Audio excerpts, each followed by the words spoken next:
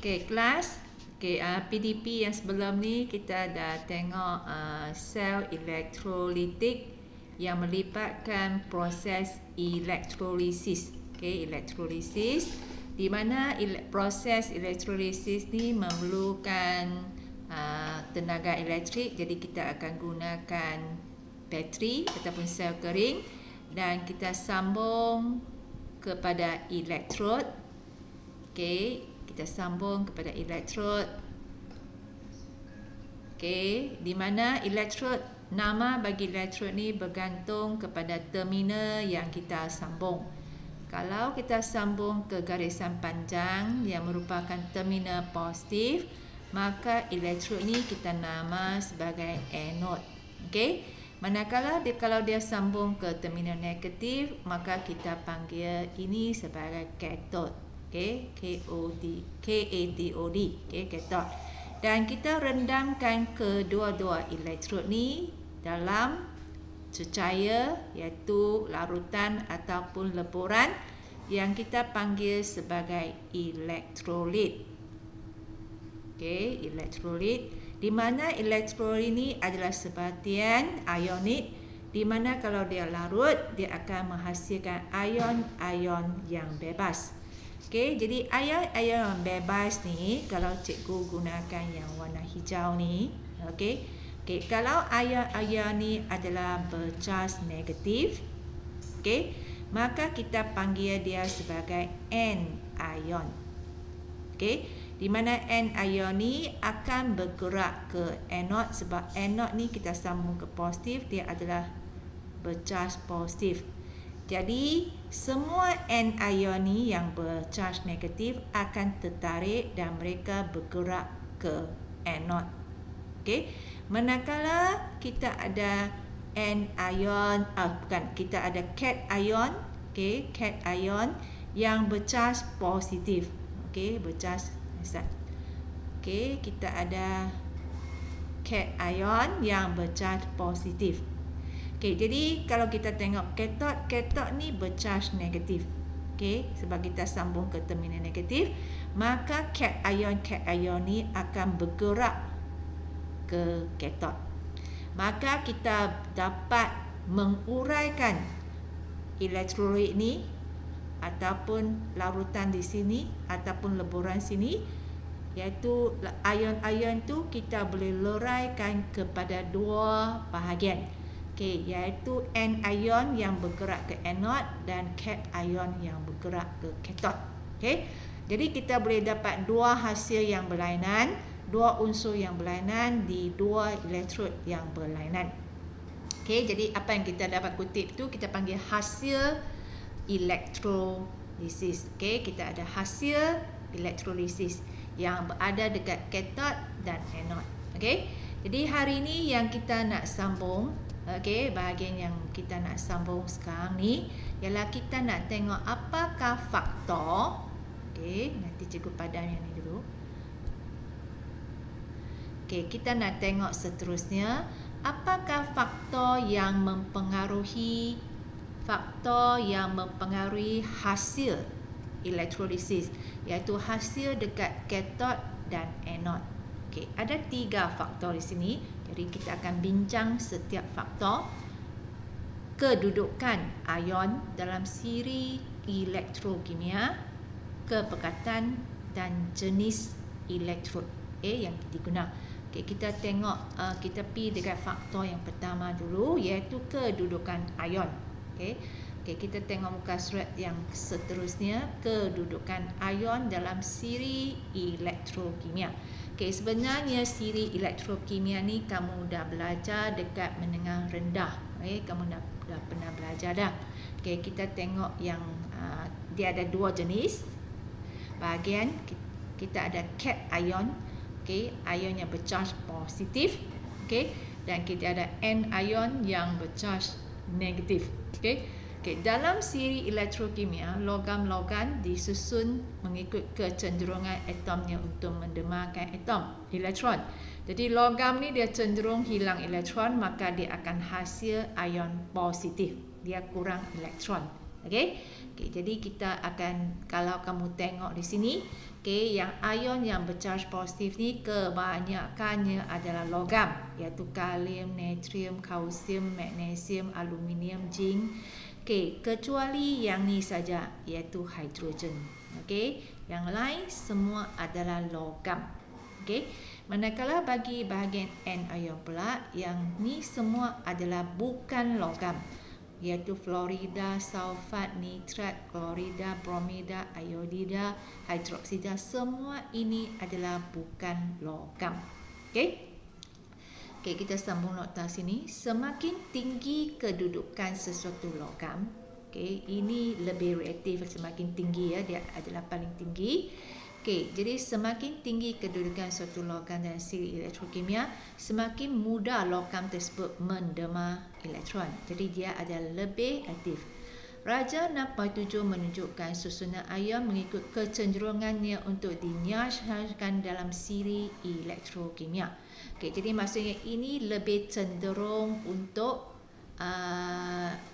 kalau kita nak hilangkan charge, maksudnya kita nak jadikan dia balik kepada neutral.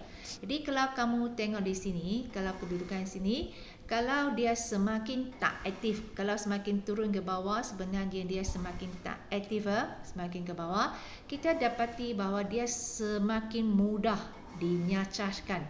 Maksudnya dia semakin mudah dijadikan balik kepada neutral ataupun tidak bercharge. Jadi maksudnya kalau kita tengok jadual ni, kalau kita tengok jadual sini, kalau bagi cation ni, maksudnya exempton adalah paling mudah dinyacaskan. Maksudnya dia paling senang tukar balik exempton. Yang paling susah nak tukar balik ke neutral ialah kalium. Jadi ini paling senang. Jadi kalau kita tengok di bawah paling senang, lepas tu semakin susah lah. Bagi anion juga sama, iaitu ion hidroksida ni paling mudah dinyacaskan. Ini sangat penting sebab nanti kita tengok contoh di bawah. Kita tengok contoh di bawah. Contoh 1. Contoh 1. Elektrolisis larutan natrium sulfat. Iaitu ini adalah elektrolit dia, iaitu larutan yang kita guna. Jadi maksudnya seperti contoh tadi, kita masukkan larutan itu dalam bikar. Jadi dalam bikar ni ialah larutan natrium sulfat. Natrium sulfat lah.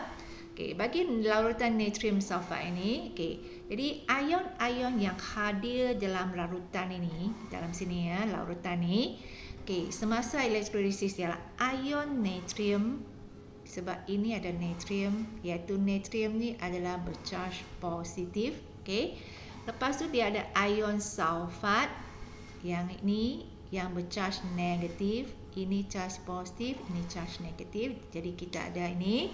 Lepas tu dia juga ada ion hidrogen dan juga ion hidroksida. Jadi ada dua ion ni. Jadi dari mana datang ion ni? Sebenarnya kedua-dua ni adalah daripada molekul air. Air. Jadi kita ada ion hidrogen yang bercharge positif dan kita ada ion hidroksida yang bercharge negatif. Jadi maksudnya positif ada dua. Ion positif ni ada dua, iaitu natrium dan juga hidrogen. Manakala ion negatif kita pun ada dua, iaitu ion sulfat dengan hidroksida. Kita tengok B seterusnya, penerangan dekat B. Bagi B, iaitu waktu dekat kathod. Kathod ni kalau kita tengok, cikgu padam yang ni dulu. Kalau kita tengok kathod ni sebenarnya dia adalah elektrod terminal negatif. Yang kita sambung kepada negatif bagi bateri. Jadi kathod ni dia akan bercharge negatif. Jadi apa yang menarik ke kathod adalah ion positif ataupun cation. Jadi maksudnya dua ni. Natrium dan juga hidrogen akan sama-sama pergi ke kathod. Okey, iaitu kalau kamu tengok penerangan di bawah, dia kata menarik ion-ion positif, iaitu ion natrium dan ion hidrogen. Ada dua ni. Okey, ion hidrogen dipilih untuk dinyacaskan kerana ion hidrogen kurang elektropositif kalau banding dengan ion natrium. Iaitu kalau kita balik kepada siri tadi, elektrokimia tadi, iaitu kalau kamu tengok di sini, okey, iaitu ion hidrogen dengan ion natrium. Kita ada dua ion positif di sini yang tadi. Jadi ion hidrogen ni kat bawah dia adalah lebih senang dinyacaskan. Jadi maksudnya hidrogen ni akan dinyacaskan dan dia akan terima elektron dan dia akan tukar neutral dan akhirnya dia akan dibebas sebagai gas hidrogen. Jadi maksudnya kalau kita tengok penerangan bawah, iaitu kita akan dapati hidrogen ini terpilih untuk dinyacaskan sebab dia berada di bawah siri elektrokimia. Okey, jadi gas hidrogen terhasil. Okey. Okey, bagi anode pula.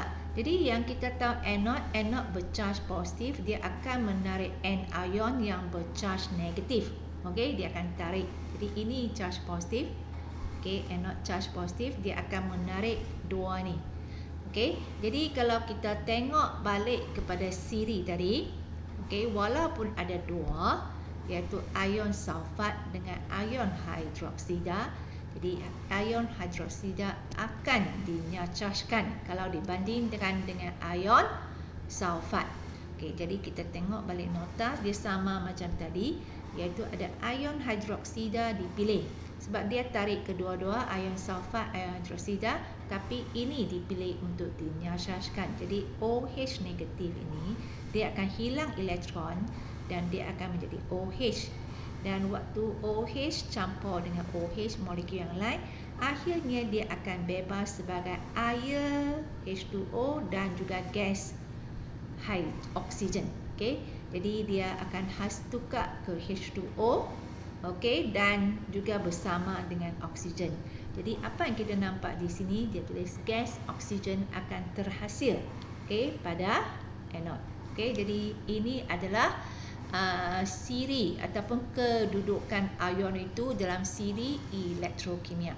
Okey, kita tengok satu contoh lagi, okey, di belakang ni, okey, iaitu elektrolisis larutan kurupum sulfat. Okey, jadi bagi kurupum sulfat, bagi kurupum sulfat, okey, bagi kurupum sulfat ni, okey, dia pun ada dua jenis ion. Satu ialah kuprum yang bercharge positif, dua positif, dan kita ada ion sulfat yang bercharge dua negatif. Okey, jadi ini ada ion positif. Dan ini ialah larutan, maksudnya kita sudah campur dengan air. Jadi kita juga ada ion hidrogen dan ion hidroksida. Okey, jadi sama macam tadi, kita ada dua ion positif dan dua ion negatif. Okey, jadi yang mana satu akan nyacas bergantung kepada kedudukan ion itu. Okey, kalau kita tengok yang dua ion ni, kuprum sulfat, ion kuprum dengan ion hidrogen. Okey, kita balik kepada siri yang tadi. Okey, iaitu kalau kita tengok di sini, iaitu kita ada ion kuprum. Ion kuprum, kalau kita tengok sini, ion kuprum kat sini. Okey, ion kuprum kat sini. Okey, jadi kita ada dua ion, satu ion hidrogen dengan satu ion lagi ion kuprum. Maka kalau kita tengok ion kuprum ni kat bawah, maka ion kuprum ini akan dipilih untuk dinyacaskan.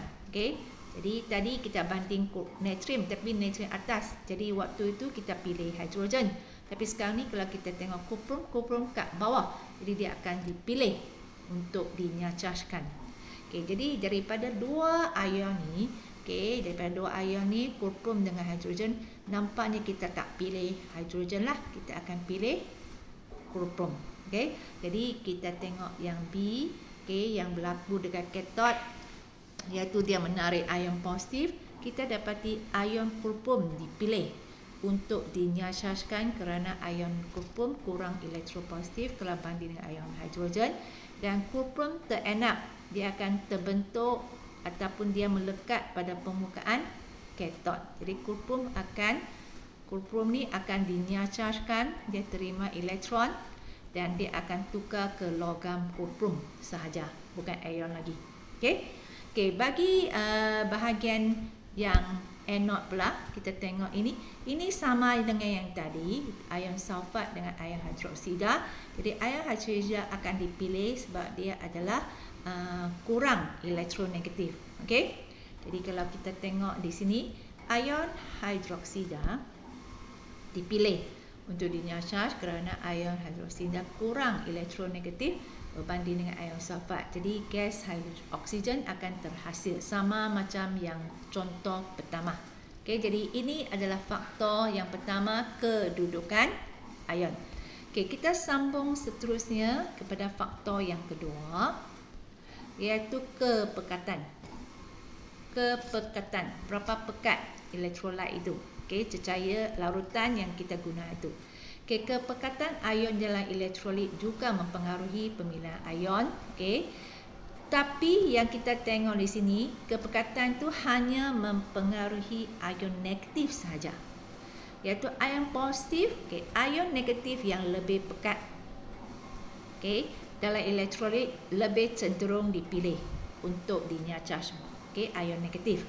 Namun begitu, ion positif yang dipilih untuk dinyacas pada katod masih dipengaruhi oleh kedudukan ion positif tersebut dalam siri elektrokimia. Jadi secara ringkasnya, kepekatan elektrolit itu hanya mempengaruhi ion negatif sahaja, iaitu tadilah ion hidroksida ataupun ion sulfat. Okey, jadi kita tengok contoh di bawah. Okey, kita tengok contoh di bawah. Okey, iaitu elektrolisis larutan natrium klorida pekat. Okey, kita tengok pekat dulu. Jadi sama juga, ini natrium klorida. Okey, ini ion positif, ini ion negatif. Dan dia larutan, maksudnya dia ada air, maka dia ada ion positif, hidrogen dan juga hidroksida negatif. Okey, jadi kepekatan ni seperti yang tadi kita tengok, dia hanya mempengaruhi ion negatif sahaja. Iaitu bagi ini kita tak tengok, kalau dia lebih pekat maka kita tak tengok lagi siri mereka, kedudukan mereka dalam siri elektrokimia. Kita tengok mana yang lebih pekat, okay, mana yang lebih banyak. Okay, jadi kalau dia adalah larutan yang pekat, seperti yang dia tulis sini, pekat, maka ion klorin akan dipilih. Okay. Jadi bagi yang kita tengok di sini,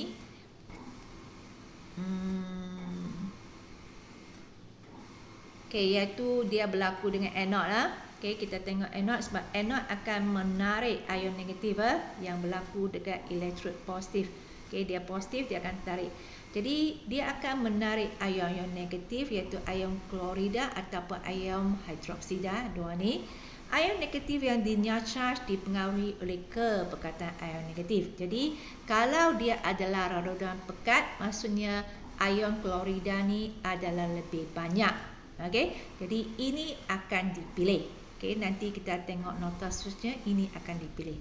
Bagi yang dekat katod, dia tidak dipengaruhi oleh kepekatan, tapi dia masih lagi tengok siri elektropositif ion tu dalam siri elektrokimia. Jadi di sini kalau kita tengok hidrogen, dia kat bawah, dia lebih senang dinyacaskan. Jadi hidrogen akan dipilih, maka gas hidrogen akan terhasil dekat katod. Okay, kita sambung kepada anode tadi yang negatif ni Jadi kita akan pilih ion klorida sebab dia lebih pekat. Okay, iaitu kamu tengok penerangan yang seterusnya. Okey, kepekatan ion klorida lebih tinggi berbanding dengan kepekatan hidroksida iaitu Cl negatif ni kepekatannya lebih tinggi kalau banding dengan OH negatif hidroksida. Maka ini akan dipilih. Okey, jadi maka ion klorida akan dipilih untuk dinyacaskan walaupun kedudukannya adalah lebih tinggi. Okey, dia bukan kat bawah. Okey, gas klorin akan terhasil. Okey. Okey, ini untuk yang ni. Jadi kalau kepekatan ion klorida adalah rendah, maksudnya tak pekat, dia cair, maka ini tak banyak, kita tak pilih ini, kepekatannya sebab ini sedikit, maka kita akan pilih ini. Kalau dia adalah larutan yang cair, iaitu kita tengok kepekatan dia ini rendah, ini tinggi. Okey, maka ion hidroksida akan dipilih. Jadi maksudnya secara ringkas, kepekatan tu hanya digunakan untuk ion negatif sahaja. Bagi ion positif, kita tak tengok kepekatan, kita tengok siri ke elektrokimia mereka.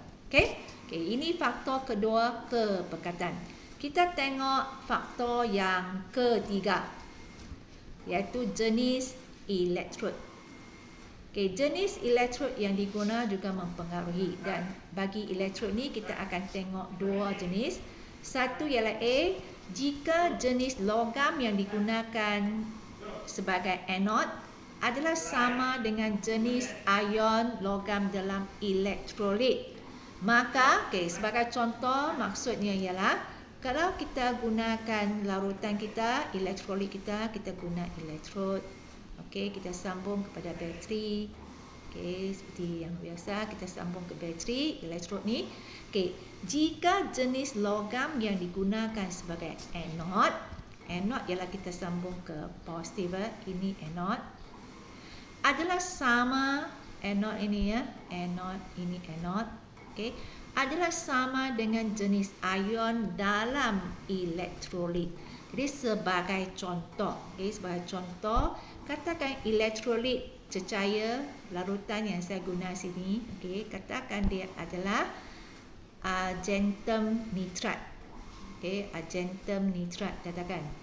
Argentum nitrat. Kalau saya gunakan argentum nitrat dan kalau saya gunakan yang elektrod di sini, saya juga guna bukan karbon, saya juga guna argentum. Jadi yang ni maksud dia.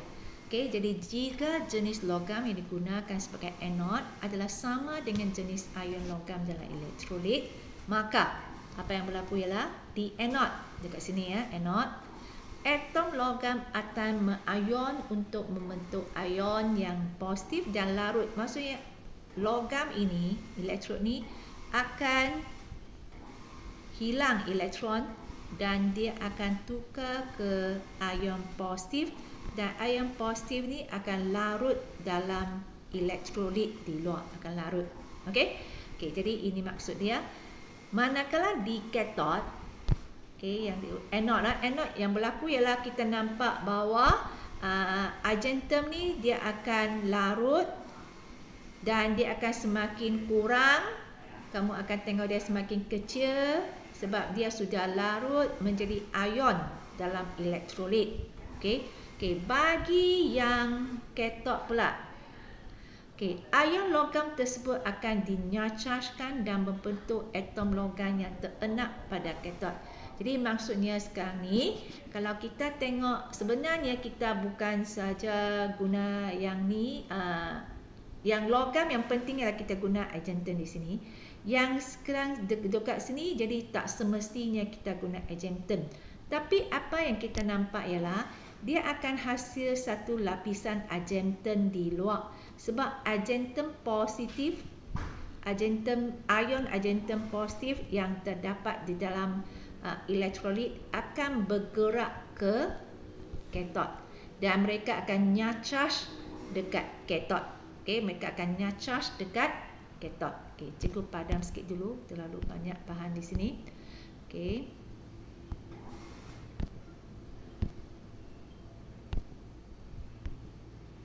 Ini saya nak guna lagi. Kita tengok seterusnya. Okey, iaitu kalau kita sambung, jadi di katot, ion logam tersebut akan dinyacas dan membentuk atom logam yang terenak. Maksudnya dia bagi argentum ni, kalau cikgu guna biru, ini argentum, okey, dia akan larut dan lepas tu dia akan jadi ion argentum positif dan dia akan nyacas dan dia membentuk, ataupun kita kata terenak, dia akan melekat pada permukaan katot. Okey, ini ialah yang berlaku. Lepas tu apa yang seterusnya ialah kepekatan ion logam dalam elektrolit. Kepekatan dalam elektrolit tidak dipengaruhi kerana kadar atom logam mengion untuk membentuk ion logam adalah sama dengan kadar ion logam. Maksudnya ialah waktu kalau kita tengok kepekatan bagi larutan ni ataupun elektrod ni, dia tidak kurang kepekatannya sebab semasa argentum ni menjadi ion, pada masa yang sama ion ni pun akan enak ataupun tukar balik pada logam. Jadi maksudnya bilangan ion argentum yang terdapat di dalam elektrolit adalah sentiasa sama. Jadi dia tidak berubah. Jadi ini untuk yang bahagian A. Untuk yang bahagian B, jika jenis bahan yang digunakan sebagai anode, cikgu padam yang ni dulu. Next set.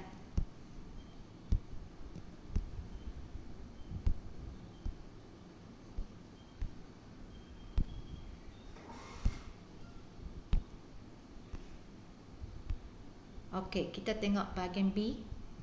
Jika bahan yang digunakan sebagai anode tidak sama dengan jenis ion, macam tadi dia tak sama, maka atom kalau dia tak sama macam tadi, ialah cikgu bagi contoh yang sama, argentum dengan elektrolit itu argentum nitrat. Jadi kalau dia tak sama, maka atom di anode tidak akan larut. Maksudnya di dekat anode dia tak akan larut menjadi ion. Ion negatif dan elektrolit pula menyacas. Jadi apa yang berlaku, ion negatif dia akan nyacas dekat anode. Di katot ion yang kurang elektropositif, yang ni balik kepada yang tadi. Jadi kalau dia ada dua ion negatif, maka kita pilih yang kurang elektropositif, untuk dinyacas. Jadi ini balik kepada yang sebelum ini. Jadi kita dah habis dah ketiga-tiga faktor. Dan bahagian yang terakhir sekali bagi bahagian ni, aplikasi elektrolisis. Apakah kegunaan dia? Bahagian A ialah pengekstrakan logam. Yang ni kamu dah belajar tingkatan 3, jadi cikgu tak mahu ulang lagi. Bahagian B pun sama, penulinan. Jadi apa yang kita nak tengok yang seterusnya ialah penyajolan. Kita nak tengok bahagian penyajolan untuk logam. Kita tengok gambar aja untuk penyajolan di sini. Ataupun proses pengumpalan. Kalau kita tengok bagi sel elektrolitik di sini, kalau kita tengok sel elektrolitik di sini, bahagian yang pertama itu kalau kamu tengok, iaitu elektrod yang pertama ni adalah sambung kepada anode, terminal positif, maka dia adalah anode. Iaitu anode yang logam seperti kepingan aluminium. Lepas tu kita ada bahagian nombor 2 yang bersambung kepada terminal negatif, maka dia adalah katot. Katot di sini kita guna karbon. Dan bagi elektrolit yang diguna, kalau kita tengok elektrolit yang diguna, dia mempunyai ion-ion di mana kalau kita tengok di sini elektrolit, kita baca nota di sini sebelah. Pada anode, elektrod logam seperti aluminium mengion dalam elektron menghasilkan ion Al3 positif. Lepas tu bagi elektrolit yang diguna, iaitu dalam di sini kalau kita tengok di mana anode yang digunakan adalah logam aluminium dan dia akan larut dalam elektrolit itu yang menghasilkan ion positif aluminium. Dan di dalam elektrolit ini sebab dia ada campur dengan air, jadi kita ada ion positif hidrogen juga. Selain daripada aluminium. Jadi kalau kita tengok dalam siri elektrokimia, kita dapati hidrogen ni lebih mudah dinyachargekan. Maka kita akan dapati bahawa ini yang akan dinyachargekan, jadi kita dapati dia akan keluarkan gas hidrogen. Okay, jadi pada kathod, ion hidrogen dipilih untuk dinyachargekan membentukkan gas hidrogen. Gelembung gas hidrogen terbebas dan naik ke permukaan air. Jadi dia akan naik ke permukaan air. Okey, jadi apa yang seterusnya ialah proses pengumpalan berlaku apabila ion positif elemen 3, ion hidroksida dan bahan tercemar, pencemar dalam air sisa bergabung untuk menghasilkan gumpalan yang dikenali sebagai floc. Jadi ion ni yang terdapat dalam air sisa akan terbentuk sebagai floc. Floc yang terperangkap dalam gelembung gas hidrogen, gas hidrogen yang terbebas dekat kathod itu, akan dibawa naik ke permukaan air. Jadi floc yang lain tenggelam dan terkumpul pada dasar. Jadi maksudnya kita boleh membersihkan air sisa melalui proses pengumpalan ini. Jadi yang itu saja untuk bahagian ni. Jadi kita dah habis bahagian 6.1 elektrolitik yang kita belajar kegunaan elektrolisis dan proses yang terlibat.